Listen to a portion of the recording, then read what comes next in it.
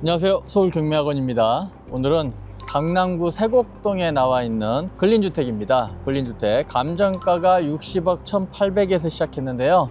한 번 유찰됐습니다. 2025년 11월 19일 날 한 번 유찰된 48억 1,479만 원 정도에서 매각이 진행될 예정입니다. 토지는 한 134평 정도 되는 거고요. 건물은 총 2층 건물이고 지하 1층이 있습니다. 모두 다 다가구 또는 근린 생활시설로 사용하고 있는 건물입니다. 사용 승인은 2016년 9월 26일 날 받아서 10년이 조금 안 된 건물이니까요. 거의 신축이라고 보시면 되겠네요.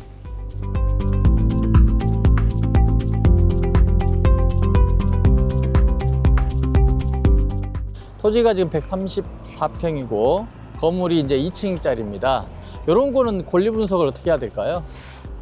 요거 같은 경우는 지금 건물과 토지에 똑같이 설정이 되어 있는데요. 2017년 5월 11일 날짜에 영동농협에서 설정한 근저당이 말소기준권리라고 보시면 될 것 같습니다.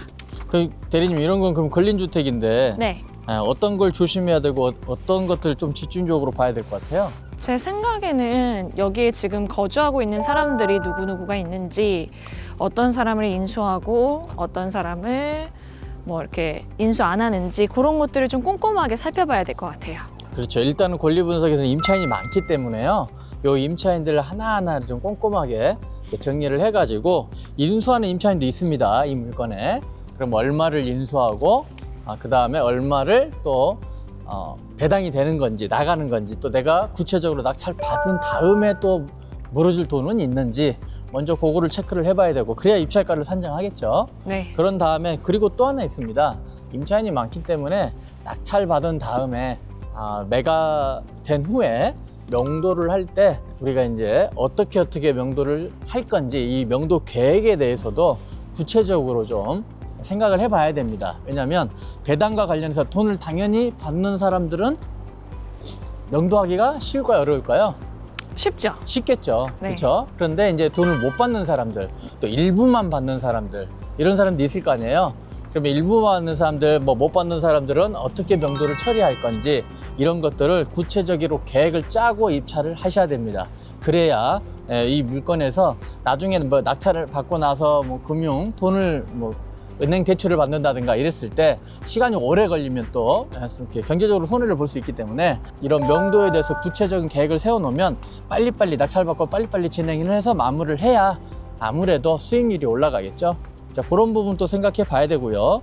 그리고 이제 금액도 얼마를 그럼 써야 되는지, 이런 것도 좀 확인을 해 봐야 되는데, 이 건물은 그래도 좀 신축이죠.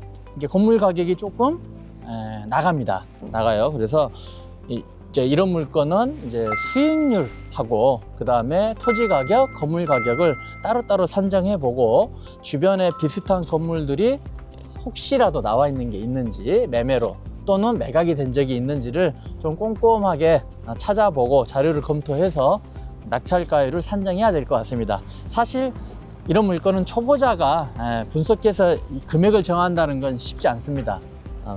이런 아파트나 그냥 일반적인 빌라하고는 다르기 때문에, 이런 것들을 만약에 관심이 있으시면 전문가한테 꼭 상의를 하고 입찰을 하시라는 거 말씀드립니다.